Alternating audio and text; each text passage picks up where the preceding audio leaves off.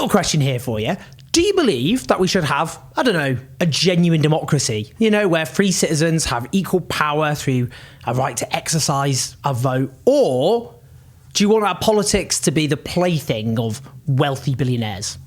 Now, maybe you believe in genuine democracy, you crazy extremist. Look, this is the question which should exercise all of us as the Reform leader Nigel Farage hangs out with his new best bud, Elon Musk, the wealthiest man on earth, who's got an estimated $300 billion to his name. We can see Farage's little chuffed little face with Elon at Mar-a-Lago, the Florida resort, of course, which is the main residence of the president-elect Donald J. Trump.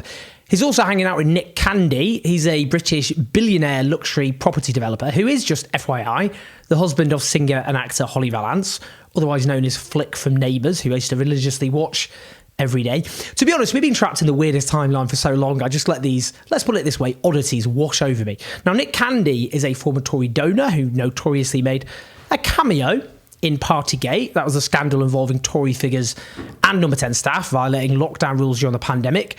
You could see him looking very chirpy at the time as he raises a glass, which didn't go down that well because certain other people couldn't even hold the hands of their dying relatives at the time, given the rules in place because of the Conservative government. Now, Candy has just become Reform treasurer, but Farage has posted this picture of him alongside Musk in a very weird painting of Donald Trump as a young man in a blazer with the caption, "Britain needs reform," obviously referring there to his party. What's going on here then? So Musk is apparently toying with giving a vast sum of money to reform, with suggestions floating around of $100 million, or about 78 million quid. Oh, that's a huge amount of money to you and I, but that's just a bit of pocket change, isn't it, for Elon Musk? Whatever the sum of money involved, and that amount's been denied, Farage says he's in open negotiations with Musk over donation. Now, Musk, of course, is the dude, what is wrong with me? All right, I'm 40, not sure I can get away with speaking like this, who, of course, ruined Twitter, turned it into a cesspit of disinformation and misinformation, keeps using his position at the top of the platform to promote extremist nutcases, up to and including flagrant neo-Nazis. Now, you might think, clearly this is deranged. How could it be possibly legal for a foreign tycoon to just start buying up British democratic real estate? Surely there are rules against that, surely. Well, yeah, you can't just directly hand over money as a foreign businessman to a British political party. Unfortunately, though, there's an extremely easy loophole to exploit, which, I don't know, if we weren't ruled by idiots, you'd think would have been closed. You just make it, in his case, the British branch of Twitter, which Musk insists we should call X, which is never going to happen. You see, if you're registered as a company in the UK, then you can just throw money at political parties willy-nilly, even if it's just a ruse as a foreign businessman who has nothing to do with the UK at all, who just wants to get around the rules to give vast sums of money to your political bedfellows. Now, obviously, that's absurd. Obviously, it should have been banned a long time ago. Welcome to our tin pot democracy, everyone. But let's just consider the breathtaking hypocrisy for a moment. Farage was, of course, the leader of the UK Independence Party, and Reform is just the artist formerly known as UKIP. UK independence, restoring great British sovereignty, no longer having those foreigners intervening in our affairs. Oh, not singing those tunes anymore, are we, Nigel? Let's just cast our memories back to those heady Brexit days 8 years ago, after the then US President Barack Obama did just a speech backing Remain, said Britain would be at the back of the queue in any new trade deal with the US. Farage said he had behaved disgracefully. Well, I note we still don't have that trade deal, but whatever. In any case, what Farage was objecting to was Obama intervening in British affairs. This is, of course, this comes down to the fraudulent right-wing populism, which I'm afraid is all the rage at the moment. Farage is himself this man of the people, a former trader in the City of London, one of Farage's closest allies, and the former benefactor to UKIP was Aaron Banks, another very rich mogul. Trump right now, of course, is stuffing his supposed anti-establishment administration with billionaires and multimillionaires. Indeed, earlier this month, the appointees' combined wealth was an estimated $340 billion. Now, I mean, first of all, rich people should not be running politics anywhere. A poll in Britain in 2023 found that when asked who is the most powerful group in society, the most popular pick, not in terms of they wanted this, but as in people thought, who is the most powerful group in society, the most common option was the very rich. 39% opted for them. They said 39% of Britain think the most powerful group is the very rich. Second is national governments. They come only at 24%. And then if you throw in businesses at 10%, that means about half the population think the super rich and business are the most powerful, with only a quarter opting for the people you actually elect to run things, who should be in charge. It gets even bleaker. A report this year found that 3/4 of the British public now think the British government is rigged to serve the rich and influential, with just 26% saying it reflects the will of the British people. Well, they're spot on. That is absolutely correct. We are a country rigged in favour of very rich people. Why are we resigned to this? Why should the uber rich be dominant in our society? Why should a country be their playground? I mean, do we think they're driven by what's best for the people at large or what's best for their bank accounts? Indeed, often they're offshore bank accounts. Look at the state of this country. Just look at the state of it. Public services falling apart. We've gone through the longest squeeze in wages for workers since the Battle of Waterloo. Housing crisis, huge numbers of kids growing up in hardship and squalor. We could go on. Yet the mega rich are booming like never before. I mean, the average FTSE 100 executive earns 120 times more than the average UK worker. This is what happens when you have a society rigged in favour of the rich. Millions of people struggle while a tiny group absolutely rake it in. And they conveniently push the idea that economic policies, which just happen to make them absolutely minted, is actually for the best for all of us. We're all benefiting. And they can do that because, well, newspapers are mostly run by these very rich people.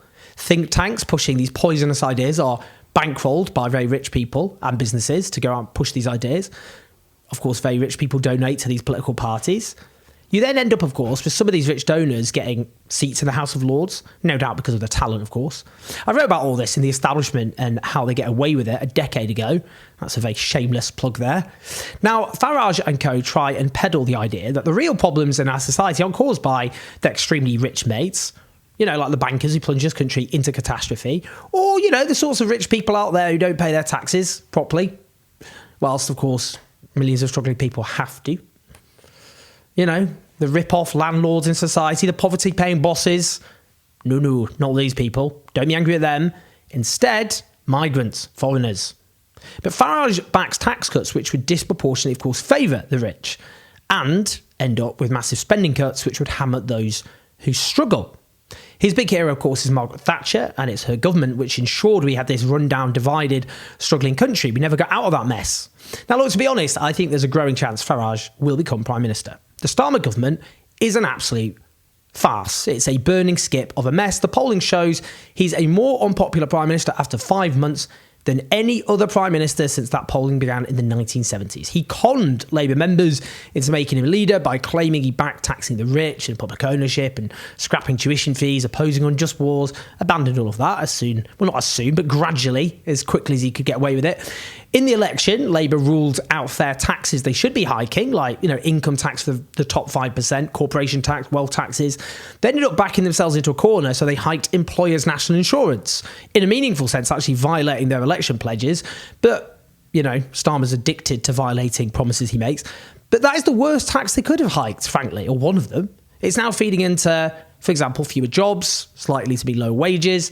Now, after winning 33.7% of the vote with the lowest turnout ever recorded in the history of democracy, despite the election being handed to him on a plate by a Tory party, which basically just doused themselves in petrol, then set themselves on fire, they came to power with clearly no vision for the country. They quickly became defined by attacking pensioners and taking freebies off rich people.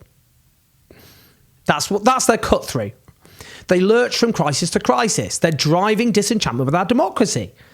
Well, that's a disaster these fake populists are set to profit from, all because we couldn't have a government which just came to power and started to try and address the problems and crises afflicting this country. Now, for those of us who want a different answer, who think the wealth created by working people should, I don't know, go to working people, that our services and utilities belong to people in this country, not the profiteers, that we've got the resources and talent to solve our problems, like the housing crisis and hardship, we're just held back, that we can make the climate emergency an opportunity for jobs, living standards, we shouldn't arm genocides. Crazy ideas, I know. I'm really out on the extremes here, aren't I? We do need to get our act together. Millions of people agree with us Their voice just isn't being heard properly. And we need to sort this out because this Labour government is going off a cliff.